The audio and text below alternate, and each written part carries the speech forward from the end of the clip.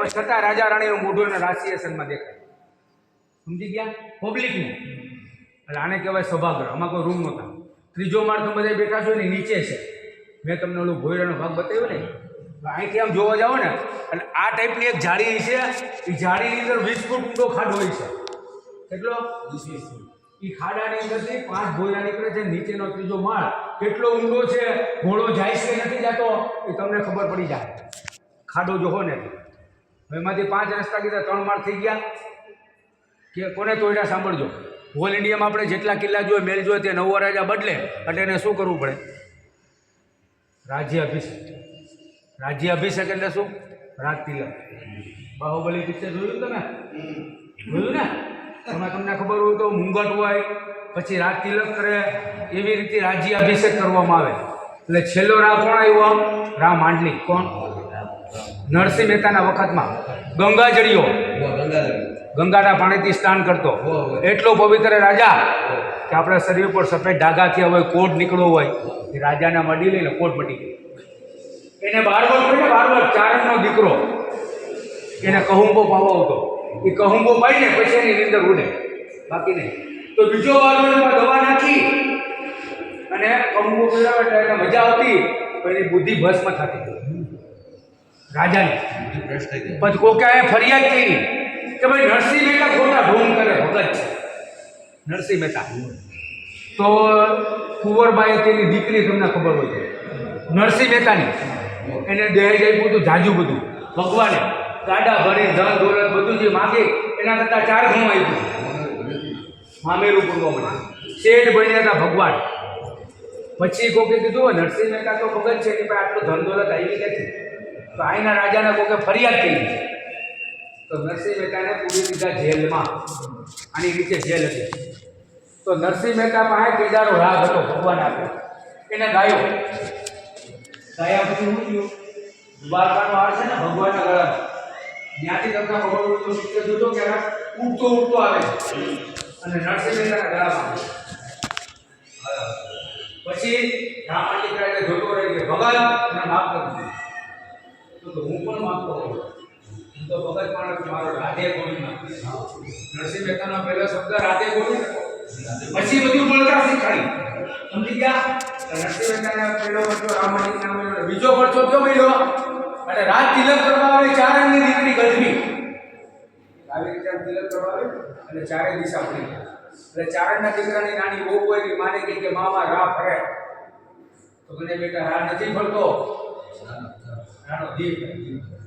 અલી નાગભાઈ ચારણ નામની દીકરી છે ને, આમ તિલક કરવા આવે ને અને મોઢું પડ્યું, આમ તિલક કર્યું, મોઢું પડ્યું, આમ તિલક કર્યું, મોઢું પડ્યું, આમ તિલક કર્યું, મોઢું પડ્યું. શું કામે ને કે ચારે દિશામાં પડ્યો. ચારણની રૂપ જોઈ તિલક કરેલી તો એની બેન ગણાય. સુંદરતા જોઈને એની ઉપર પૂરી નજર નાખી કે આની રાણી બનાવી છે, એની પત્ની બનાવી છે, તિલક નહોતી. છતાં ચારણ કોઈ શરાબ ન આવે એટલે તમને સમજાવે. કોઈ પણ ભગવાન દેવી દેવસ્થાન હોય તો તમને સમજાવે. જો શરાબ આપી દે તો સમજી ગયો તો સાચો પડી ગયો.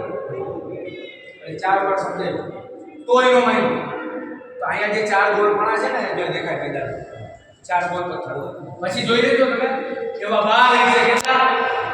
પહેલા નંબરના રામ માંડલિકના, બીજા નંબરના રાણકદેવીના અને ત્રીજા નંબરના રાખેગા. હવે રાખેગા અને રાણકદેવી તો પતિ પત્ની હતા. ત્યારે ચોરી માટે મને લગ્ન મંડપ ફૂકાવી ના લેવું. એટલે રાજા રાણી હોય કે પતિ પત્ની હોય ફેરામાં તો હાઈરે ફરે ને. તો પહેલાના જમાનામાં રિવાજ હતો ને અત્યારે પણ છે. રાજા લગ્ન કરવા ન જતો, ખાંડું જતું, ખાંડું તલવાર. એ તલવાર પછી રાણીને ઊંધું જોવે તો નાની રાણી આવી હતી. આ જમાનામાં સવારે સવારે બકરીનો એટલે 12 વર્ષ છે વચ્ચે રાણીના અને ચારણે લગ્નની તૈયારી કરી હતી. પછી ચારણે દીધો શરાબ કે મૂળ સંભાર માંડલી કાકાની મેરી ઠેકાણે વસે ગુલાબ પુકારે બાપ કે ભમતો બાકી જીત તો તારા નામ ઠેકાણે જગાય. કે મેરમાંથી મસ્જિદ, ગામમાંથી જંગલ, તું ભલે મેરનો રાજા, નાથી ભીખ માંગતો. એવું જ થયું કાકા. અમદાવાદની બાજુમાં મેમદાવાદ ગામ છે. એ હિન્દુ રાજા હતો પણ મહાકાળીમાને બહુ માનતો. મહાકાળીમાનો સેવક હતો ને પૂજારી હતો. કોણ? હિંમતશાહ બાદશાહ. પાવાગઢમાં બહુ જતો. તો ત્યાં તમને પાવાગઢ તમે ગયા છો કોઈ? તો ત્યાં પતિ રાજાનો મહેલ છે, ત્યાં માતાજીનો પાલવ થયેલો તો પતિ રાજા કે આજથી તારું બધું પતન. રીત મહાકાળીમાં હેમંત શાહ બાસાને સપનામાં ગયા રાતના કે આજથી તું 24 કલાકમાં 2 ગઢ જીતીશ. પાવાગઢ અને જુનાગઢ નામ પડ્યું 2 ગઢ જીતા પછી. ત્યારે મૂળ જુનાગઢ આ કિલ્લો. હા, જુનાગઢનું નામ હતું રેવત નગરી. 1470માં 550 વર્ષ પહેલાં આ કિલ્લાનું જુનાગઢ મોહમ્મદ બેગડાએ 12 વર્ષ પહેલાં. બાર જંગલ જુનાગઢ અંદર, અત્યારે અંદર જંગલ જુનાગઢ બહાર થઈ ગયું. ચારણનો શ્રાપ. પછી 12 જુનાગઢ વૈસા પછી નરસિંહ મહેતા, પછી અંગ્રેજો, છેલ્લે મોગલો નવાબ, એનો મેલ સિટીમાં છે. એમાં હથિયાર, બંદૂક, ભાલા, સિંહાસન, રાણીઓના પોશાક, વસ્ત્ર, ઘરેણા એ બધું એમાં મ્યુઝિયમમાં એવી 14 બિલ્ડિંગ છે. છેલ્લા નવાબનું નામ હતું મોહબ્બત ખાનજી. કેવો? એને 80 કૂતરા પાડ્યા. કેટલા? આ તમને યાદ ન હોય, કૂતરા કૂતરીને લગ્ન કરાવતો એ મ્યુઝિયમમાં ફોટા છે. લગ્ન થાય એટલે આખા ગામને જમાડતો. નવાબના દીવાનની છોકરી પરવીન ભાભી, પિક્ચરની હિરોઈન જુનાગઢની, એનો ફોટો બાઈને માર્યો છે. બરોબર? એ જુનાગઢની પરવીન ભાભી. પછી આ સિંહાસન, ગાદી, ચાંદી સોનાનું મોહમ્મદ બેગડાએ તોડી, રામ આટિકને હરાવી, સૌરાષ્ટ્રમાં ભીખ માંગતો કર્યો, 16 કમરા તોડ્યા, ઉપર મિનારો મૂક્યો એટલે નમાજ પડવાની મસ્જિદ લાગી. આ સિંહાસન, ગાદી બાદી બધું તોડી નાખ્યું, ચાંદીનું તે માર્બલના મસ્જિદ બનાવ્યા. નમાજ કેમ પડી એવું મસ્જિદ લાગે. ઓરિજિનલમાં નામનું રાણક દેવીનો મહેલ, નમાજ કંઈ પડાતું નથી. સિંહા નાશ કર્યો મોહમ્મદ બેગડાએ. હવે આ જોયા પછી અહીંયા કાચવાળો પથ્થર આવશે, કાળો. કેવો? કાચવાળો. હવે એ કાળા પથ્થરનો ઇતિહાસ સાંભળજો, બહુ સરસ છે. રાણક દેવી હતી ને, પહેલાની સગાઈ નક્કી થઈ ક્યાં? પાટણ. લગ્ન અહીંયા થયા. એ લગ્ન મંડપ જોઈ લેજો તમે. પછી સિદ્ધરાજને ખબર પડે કે જુનાગઢના કિલ્લામાં રાણક દેવડીના લગ્ન થઈ ગયા, એટલે 12 વર્ષ યુદ્ધ કરે. કેટલા વર્ષ? આ ઇતિહાસ હમણાં મેં તમને દરવાજે કીધો. 13મી વર્ષ અંદર આવ્યો, મહેલમાં આવી રાણક દેવીને કહે છે કે ચાલ રાણા, હું આવી ગયો, મારા ગામને તને પાટણની રાણી બનાવી લઈ જાઓ. તેની વચ્ચે કોણ આવી ગઈ છે? ભત્રીજા સિદ્ધરાજના, દેસળ વિસળ, કે કાકા અંદર ઘૂસા દીધા, મને મારી ગાદી લખી દો. કે તમે તો તમારા હગા મામાના નો થયા, તો બીજી વખત કાકાને દગો આપશો તો બેને મારી નાખ્યા. પછી રાણક દેવીને કહી છે તો એનો પતિ આવી જાય વચમાં. રાખેગાર અને સિદ્ધરાજ બેયનું મોટું યુદ્ધ હાલે. આ યુદ્ધ તમે જ જોયું કે મેં જ જોયું? મેં જોયું છે. તમે જોયું, તમે જોયું, તમે જોયું. જૂના માણસો બધાએ જોયું હોય. ઉપેન્દ્ર ત્રિવેદીને સ્નેહ હતા, એનું આ કિલ્લામાં પિક્ચર ઉતાર્યા હતા, રાણ ઓઘન, રાણક દેવીને રાખેગાર 3. હવે એમાં મોટું બધું એ થયેલું હતું રાખેગાર સિદ્ધરાજનું. એટલે સિદ્ધરાજ જયસિંહ છે ને, રાખેગારને પહોંચી નહોતો શકતો. બહુ મોટી લડાયેલી તોય સામી સાથે નહોતો પહોંચી શકતો. પછી એને ત્રીજો દગો વાગ્યો. ખાલી લડતા લડતા એટલું બોલે છે રાણક દેવડી શું? એટલે રાખેગાર જે મોઢું પલટાવા ગયો ને, એની પત્નીનું મોઢું જોવા ગયો ને, અને દગેથી માથું કાપી નાખ્યું. ફરી રાણક દેવીને પૂછ્યું હવે તારું કોઈ છે નહીં?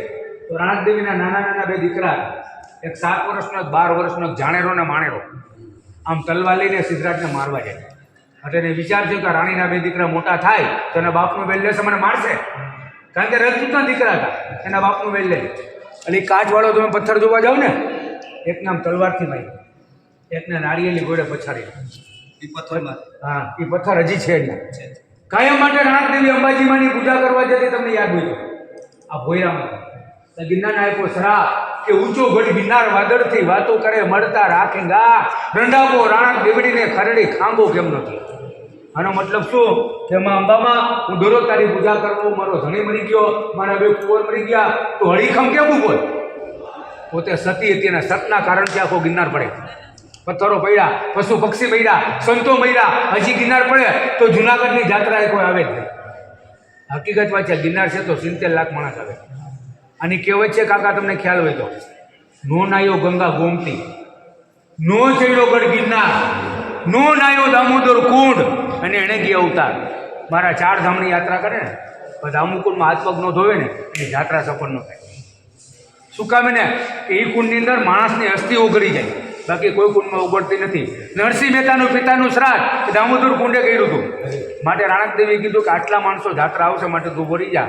ખાલી આમ કહી દઉં, તમે ગિરનાર ઉપર જાઓ ને બધા ગમે ત્યારે, અને ગયા હોય તો જોયો છે આવડો મોટો પાણો છે, તમને ખ્યાલ છે કે માપળ માપળ મારા આધાર, તારા ચોહલા કોણ ચડાવશે? ગયા ચડાવનાર કે જીવતા જાતા આવશે. કે ચલાવનારો તો એકમાં ખલાસ થયા, પણ લાખો લોકો આવશે માટે તું ભરી જા. ખાલી આમ કર્યું રોકાઈ ગયું. તમારામાંથી મારામાંથી કોઈ આમ કરે તો રોકાઈ નથી. ત્યારે ઊંચાઈ કેટલી હતી? 2 મિનિટ બાકી રહી છે, શાંતિ રાખજો. 4500 ફૂટ ઊંચાઈ હતી. કેટલી? 1400 ફૂટ પડી ગયું. હાલ પર્વતની ઊંચાઈ 3100 ફૂટ. 9999 સીડી. 12 જવાનું 12 આવવાનું 24 કિલોમીટરનું રન. 8 કલાક લાગે. નીચેથી છેલ્લેનું કહું છે ભાઈઓ બહેનો દત્તાત્રેય. તમે જઈને પાછા નીચે આવશો ને ડિસ્કો નહીં આવડતો તો આવડી જાય. ગિરનાર ચડીને પગ એવા થઈ જાય. પછી આની હર સાલ પરિક્રમા, મહાશિવરાત્રિનો મેળો, જે કપડાં વૈરાના સાધુ નીકળે છે એ તમને ગિરનાર બતાવીશ ને પછી સમજાવીશ. પછી રાણક દેવીનું શું થાય છે કે તારા ધણીને માર્યો, તારા 2 દીકરાના માર્યા, તારા આખો કિલ્લો જીતી ગયો, મારા ગામની તને પાટણની રાણી બનાવીને લઈ જાઉં. તો રાણક દેવી માયની નહીં. તો કોઈ પણ દેવી કે સતી હોય, લેડીઝને ખબર હોય બરોબર, એનો પોતાનો પરચો બતાવે માણસને, કાંઈને જીવતા સમાધિ લેવી પડે, કાં સતી થવું પડે. 2 જ રસ્તા હોય. નગર સતી દેવી પબ્લિકનું માને, સમજી ગયા? અને એના પતિનું મસ્તક લઈ જઈ ગયા પાટણ. કોણ? સિદ્ધરાજ. તેના પતિના મસ્તક આટું જવું પડે ક્યાં? પાટણ. તેના પતિનું મસ્તક હોય ને જે સતી થાય, બાકી નહીં. એટલે પાટણમાં જે તો મીનળ દેવી હોય, તમને ખબર હોય તો એ મીનળ દેવી એમ કહે છે, દીકરા આ ઓરિજિનલ સતી છે, હવે તારું ધોનકનું નીકળી જાય, હવે તો આને મૂકી દે. તો કે અહીં સુધી પહોંચાડીએ, હવે મૂકું ને અહીંની પાટણની રાણી બનાવી શકે. પછી રાણક દેવી શ્રાપ આપ્યો કે જીતો દુગઢ ગિરનાર, જીતો જુનાગઢ, જીતો રાખેંગાર, જીતો મારા ભાણેજો જીતી ગયો, મારા 2 દીકરા જીતી ગયો, પતિ જીતી ગયો, આખો કિલ્લો જીતી ગયો, પણ સતીને જીતવાની તારે વાર છે. જા તારા આપણા શરીરે કોડ નીકળશે. અને સિદ્ધરાજનો કોડ નીકળ્યો તો સાહેબ એના પગે પડી જાય કે તમે અસલ સતી કેવો, મને માફ કરી દો. તે રાણક દેવી કે માફ કરો છો. કોઈ પણ દેવની માનતા આપણે માની હોય, માતાજીની માનતા માની હોય તો આપણી પરીક્ષા થાય, પછી માનતા પૂરી થાય. કે જ્યાં સતી થાવ ને ત્યારે તું મારી એક ડેરી બનાવજે. ડેરી એટલે મંદિર. ત્યાં તેને કોડ મળશે, તે સિવાય નહીં મળે. એટલે આ ભોયરામાંથી ઉતરી સુરેન્દ્રનગર પાસે વઢવાણ ગામ લીંબડી, ત્યાં નદી છે, નદીનું નામ છે ભોગાવા નદી. ખાલી જય અંબે બોલે છે અને જમણા પગના અંગુથી અગ્નિ નીકળે. રાણક દેવડી સતી થાય, એનું નામ સતી. આ જમાનામાં કોઈને સતી કે સતો થવું હોય, કા કેરોસીનનો ડબ્બો, તો માકડ મારવાની દવા, ચાલો ફટાફટ.